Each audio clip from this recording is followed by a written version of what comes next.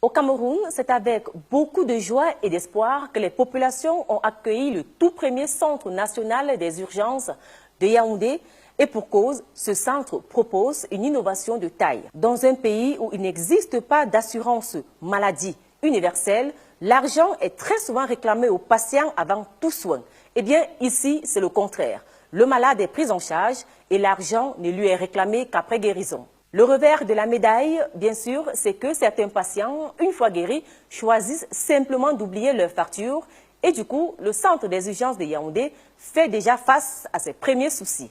Joël AVB et Stéphane Noah se sont promenés dans les couloirs de ce centre ouvert à Yaoundé.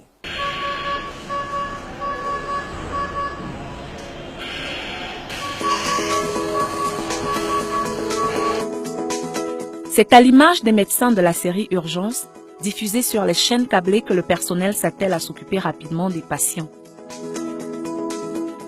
Ici, aussitôt admis, aussitôt pris en charge, sans caution. Le projet, premier du genre en Afrique centrale, vise à fournir des soins de haute qualité aux patients en détresse. Il est le résultat de la coopération entre le Cameroun et la Corée du Sud. Les deux parties ont financé la construction de l'édifice à hauteur de 3,250 milliards de francs CFA. Situé à l'entrée de l'hôpital central de Yaoundé, vocation, secourir et stabiliser l'état du patient sans exiger prioritairement des frais. Le CURI, le centre d'urgence, est le fruit de la coopération Cameroun-Corée.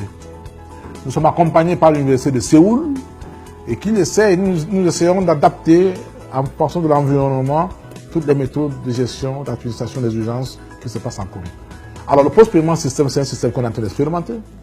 Pour dire, lorsqu'on est en extrême urgence, en urgence vitale, il faut d'abord sauver la vie avant de passer à la caisse. Le centre dispose d'un plateau technique relevé et d'un système de post-paiement qui permet de dresser la facture au malade après tous les soins. Opérationnel 24 heures sur 24 et 7 jours sur 7, cette formation hospitalière spécialisée détient un ascenseur hospitalier, 2 blocs opératoires, 2 salles de réanimation, une zone d'imagerie médicale, une pharmacie, une zone spéciale pour le traitement des brûlés.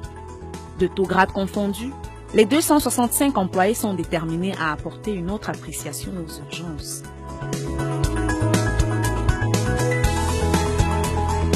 Ce centre a été mis sur pied pour prendre en charge les urgences extrêmes. Et pour les prendre efficacement en charge, il faut disposer de tout le matériel de prise en charge. Voilà. Cela permet de prendre en charge le malade sans qu'il ait besoin de payer les médicaments ou les consommables nécessaires à sa prise en charge. C'est ça la vraie vocation de l'urgence.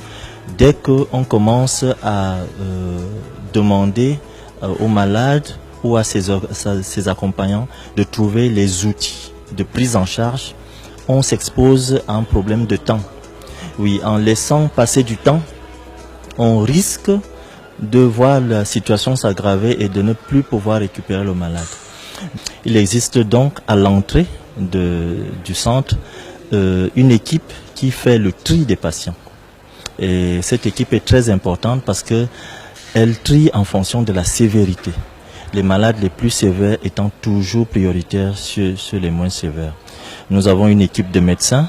Lorsque un malade de niveau 1, qui peut être en arrêt cardiaque ou avec une détresse vitale extrême arrive, les médecins s'occupent de lui en priorité. Donc s'il y avait des malades de niveau inférieur qui attendaient, ils sont obligés d'attendre pour qu'on lève d'abord l'urgence la plus sévère avant de retourner prendre en charge les autres en fonction de leur degré d'urgence. Le problème, c'est que le centre ne rentre pas toujours dans ses frais après les soins consacrés aux malades. Donc nous sommes à environ, depuis le début, à peu de 500 à 600 patients reçus, sur lesquels nous sommes autour de 10% de patients qui ne payent pas. Ou alors qui ne peuvent pas payer. Parce qu'il y a une nuance. Il y en a qui ne payent pas, et il y en a qui ne peuvent pas payer. Parce qu'on a un service financier comptable qui se charge de ce patient, qui fait les enquêtes, pour voir en fait si le patient dispose de moyens de payer sa facture. Et à la fin du mois, nous ferons un état.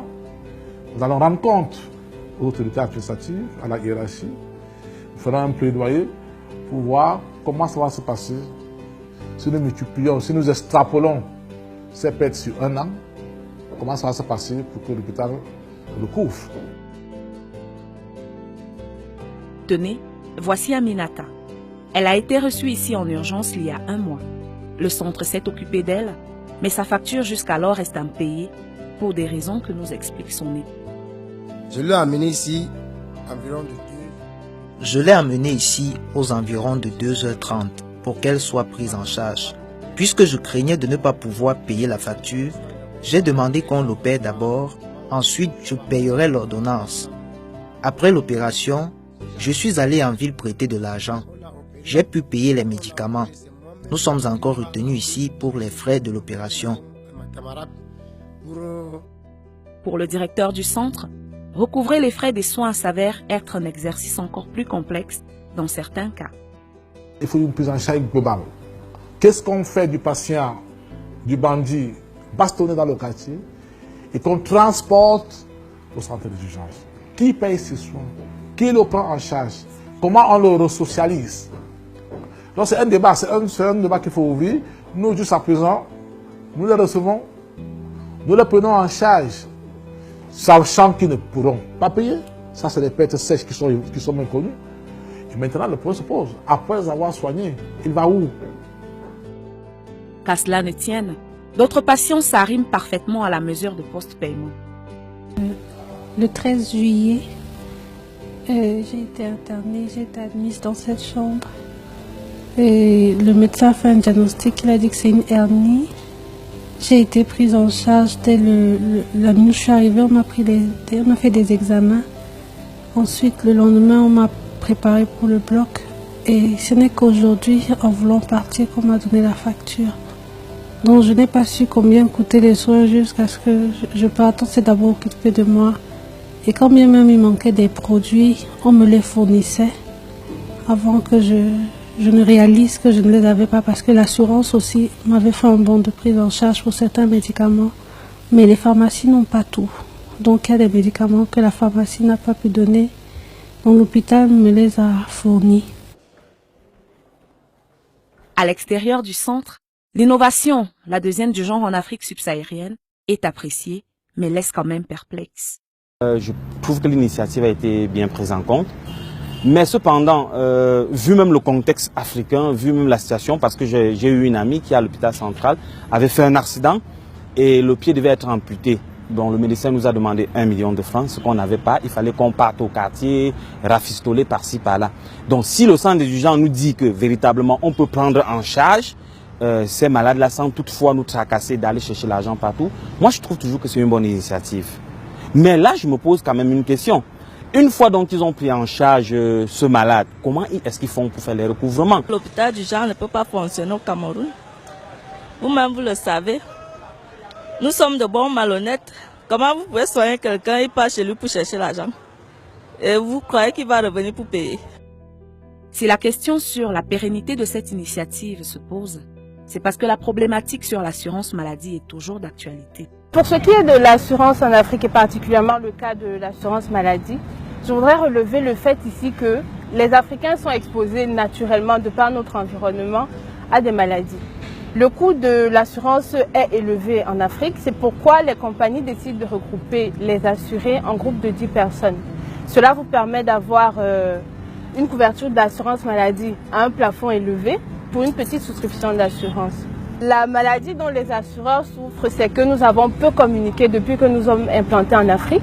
C'est pourquoi nous voulons donc aller au-delà de cette incompréhension qu'il pourrait avoir. Pour pérenniser cette structure, nous avons besoin de beaucoup d'intervenants. Il faut interpeller tous les intervenants de la chaîne de santé au Cameroun. Des décideurs avec le politique, ceux qui sont chargés de prendre en charge les malades, il faut sensibiliser. Il faut sensibiliser la société civile. Il faut que les médias que vous êtes, les médias écrits, presse parler, puissent organiser des forums de discussion, de sensibilisation pour que les gens puissent souscrire à des mutuelles, que les gens puissent souscrire à des assurances, que les gens puissent mutualiser leurs risques maladie. Et ça, c'est ça la porte de sortie. Autrement dit, si on n'arrive pas à créer ce genre de forum où les gens puissent avoir une garantie maladie, alors puissent pouvoir payer les soins, étant donné la pauvreté ambiante, il sera difficile à ce genre de système d'être fonctionnel et d'être périn dans l'espace. Malgré tout, le centre des urgences de Yaoundé tient à modifier le paysage sanitaire du pays en faisant autrement. Un vrai challenge, nonobstant les difficultés. Une vision qui, sur le long terme, veut relier toutes les régions à un centre d'urgence national.